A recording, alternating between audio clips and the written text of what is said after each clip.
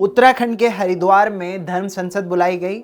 आप सभी जानते हैं कि उस धर्म संसद में क्या हुआ था और एक समुदाय के खिलाफ किस तरह के नारे लगाए गए थे। उसी उत्तराखंड से एक और खबर भी आई है। ये खबर ईद के मौके पर आई। क्या है खबर? उत्तराखंड के काशीपुर में 62 वर्षीय अनीता और उनकी 57 वर्ष की बहन सरोज ने 2.1 एकड़ की ज़मीन मुस्लिम समुदाय को ईदगाह की नमाज पढ़ने के लिए दे दी है।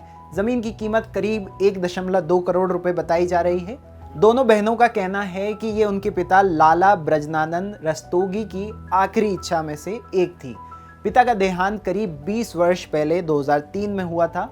अनीता और उनकी बहन सरोज ने ये काम ईद की नमाज से कुछ ही दिन पहले किया था। मुस्लिम समुदाय के लोगों ने उनके पिता को ईद की नमाज के दिन ईदगाह में अपनी दुआ में याद किया।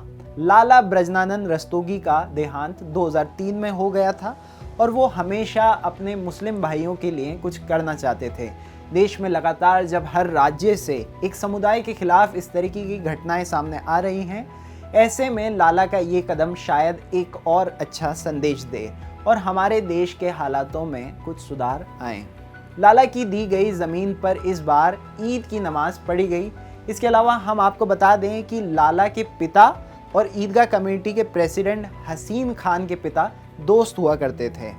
भारत के इस बदलते हुए माहौल में आज लाला जैसे व्यक्ति को भुलाया नहीं जा सकता है। हसीन खान लाला को याद करते हैं। और हमारे पास में एक ब्रजनंदन प्रसाद रस्तोगी जी का एक फार्म हाउस है। वो उन्होंने हमसे, हमारे बुजुर्गों से हमारे उनके संबंध थे। मेरे वालिद उस समय कमेटी के मेंबर हुआ करते थे। तो उस समय उन लोगों ने उनसे बातचीत कई बार की इस बात के लिए कि हम ईदगाह को हमें जगह चाहिए हमारी। उन्होंने हमसे हर बार, हमारे वालिद से भी यही बात कही थी कि जब मैं ये जगह अपने परिवार में बांटूंगा तो ईदगाह को ही जगह दूंगा। अब वो करीब 2003 में उनका इंतकाल हो गया। वो दुनिया से चले गए, मगर वो अपने बच्चों से कह के गए इस बात के लिए। उसके बाद 10 साल से मैं ईदगाह कमेटी का अध्यक्ष हूँ। तो मैंने उनसे कई बार उनके बच्चों से बात की। उन लोगों ने कहा ठीक है, हम आपको जरूर देंगे, आप उस समय आने दीजिए, हम जरूर देंगे। अभी उन्होंने अपनी जगह जो है 17 एकड़ जमीन उसमें से किसी डीलर को बेची है। हम उस बात से नहीं, उनके लोगों से मिले, उनसे बातचीत की। उन्होंने कहा बिल्कुल सही बात है कि वो कुवैत में रहते हैं। बोले मैं कुवैत से जिस दिन आऊंगा उस दिन आप लोगों की भी इस व्यवस्था को पूरा करके जाऊंगा। जब जिस दिन वो एक तारीख को हमारे यहाँ काशीपुर पहुंचे, आने के बाद हम लोगों ने संपर्क किया। हमने उनसे बातचीत की, साहब अगर आप चाहते हो तो आप हमें जो पैसा चाहते हो वो पैसा ले लीजिए, क्योंकि हमने चंदा करके पैसा देना है। कमेटी के पास उतना पैसा तो है नहीं। मगर उन्होंने कहा कि मेरे वालिद, हमारे जो थे जनरल प्रसाद रस्तोगी जी, उन्होंने हमसे कह के गए थे अपने बच्चों से कि साहब उस जगह ईदगाह को देनी है। ये जो हिस्सा था वो उन दो बेटियों के नाम आया था, अनीता रस्तोगी और सरोज रस्तोगी के हिस्से में। उन्होंने अपनी बेटी से भी कहा कि ये जगह जो है मेरी इच्छा है कि मैं ईदगाह को दूं। आप जब लोग आज इसे बेचे तो ये हिस्सा जो है ईदगाह को दे दीजिएगा। तो ब्रजनंदन प्रसाद रस्तोगी जी ने ये बात अपनी बेटी से कह के भी गए थे। वो जब हम लोग वहां पहुंचे, उनसे बातचीत की मौके पे, उन्होंने हमको वो जगह दी और देकर कहा कि आप अभी इसमें अपना कब्जा कर लीजिए और हम जब अगली बार आएंगे नेक्स्ट बार तो हम लोग जो है इसकी रजिस्ट्री भी दान पत्र के माध्यम से करेंगे। कि आप हमारे हमारी पिताजी की इच्छा थी, उनका पत्थर इसमें लगना चाहिए और हम दान करेंगे। हम कोई पैसा नहीं चाहते इसके अंदर। तो हमने उससे बात से हमने उनके लिए तय किया और उन्होंने उसी वक्त वहीं खड़े होकर उसकी बुनियाद खोद करके दीवार करने का काम किया। आज वहां पर बाउंड्री वाल पूरी हो चुकी है और वहां पर हमारा कब्जा है। उससे पहले भी हर साल जब ईद आती थी तो हम लोगों ने उनसे इजाजत लेकर के कुछ जगह में नमाज अदा किया करते थे। और उस परिवार ने, हमने अपने मेरी तो कई लगभग 53 साल उम्र है। हमने जब 10 साल की बात से हम लोग वहां ईदगाह में जाने लगे तो उनके बुजुर्ग लोग भी और उनके बच्चे लोग भी हम लोगों के लिए ईदगाह पर रोज चंदा, आज भी ईदगाह का पहला चंदा उन्हीं के परिवार से हमारे पास आता है। मेरे जहां पर ईदगाह है वहां पर एक तरफ गुरुद्वारा है, एक तरफ मंदिर है। और अभी भी जिस दिन हमारी ईद की नमाज ईदगाह में 9 बजे अदा की जा रही थी तो वहां के जो पुजारी हनुमान मंदिर के, उन्होंने हमसे कहा कि हमारा आरती का समय जो है हम चेंज कर लेंगे, आप बता दीजिए कि आपकी ईद की नमाज कितने बजे होती है। हमने कहा साहब 9 बजे ईद की नमाज है, 9:30 तक फारिग होंगे। तो उन्होंने उस जगह को समय को चेंज करके हमारा सहयोग भी किया है।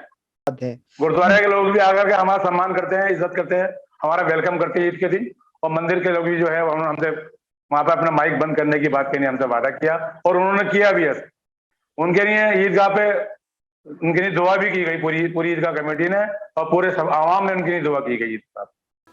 जब देश का माहौल बदलता जा रहा हो और उसी बदलते माहौल के बीच हिंदू मुस्लिम दोनों समुदाय के बीच से इस तरीके की खबर आना हमें एकजुट होने के संदेश देता है।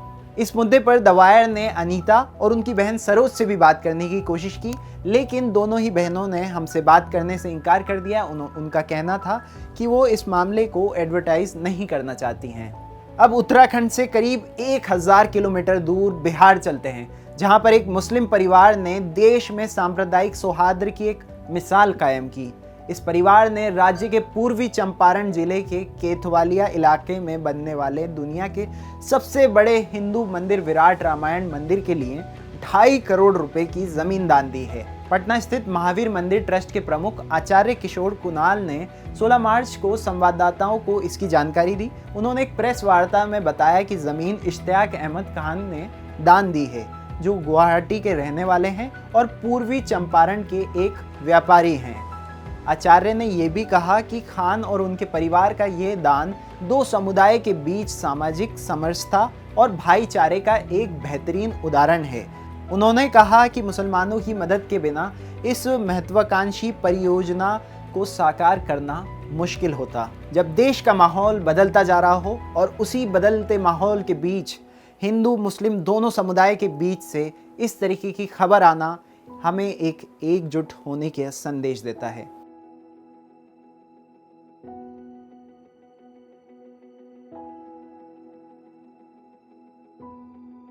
Get a sneak peek of exclusive content before everyone else for channel members only. Memberships start at ₹89. Hit the join button below.